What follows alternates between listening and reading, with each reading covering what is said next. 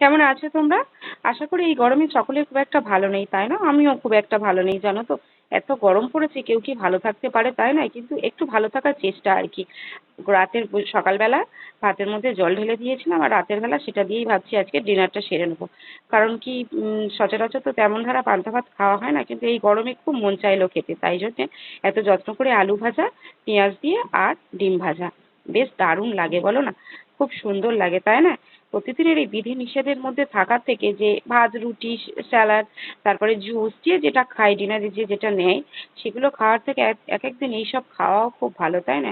আর আজকে জানো তো, আমার একটা কালী পুজো বাড়িতে নিমন্ত্রণ ছিল, সেখানে গিয়ে ওই তেলের ভাজা লুচি, তারপরে আলুর দম, ঘুগনি, এগুলো খাওয়ার থেকে আমার মনে হয় এই সব খাওয়া একদিন খুব ভালো। সেই জন্যে আর বিশেষ করে কালী পুজো বাড়িতে যাওয়া হয়নি, ঘরেই এই সমস্ত করে আর খেয়েছিলাম। বেশ দারুণও লেগেছে। তোমরাও মাঝে মধ্যে একদিন এগুলো খেয়ে দেখতে পারো, বেশ খারাপও লাগবে না, বেশ ভালো লাগবে খেয়েও কিন্তু। চলো পান্তাটা এবার বের করে নিই। এই গরমে পান্তা খাবো আর ফ্রিজের পান্তা খাবো না, তা কখনো হয় না, তাই না? গরম পড়েছে, পান্তা খাবো মানে ঠান্ডা খাবো, তাই না? সেই জন্য ফ্রিজের মধ্যেই রাখা হয়েছিল। এবার বেশ সুন্দর লাগবে খেতে, তাই না?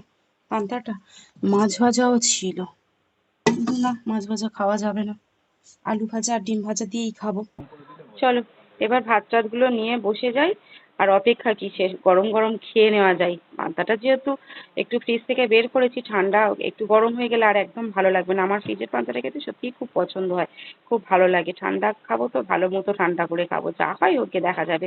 যাই হোক, তোমরা এই গরমে সবাই খুব সুস্থ থেকো, ভালো থেকো। আর মাঝে মধ্যে একদিন আধদিন এগুলো করে খেও, খুব একটা খারাপ লাগে না, বেশ ভালোই লাগে। আর বেশ ভালো ছিল, খুব সুন্দর ছিল খেতে, দারুণ ছিল, জাস্ট ওয়াও ছিল।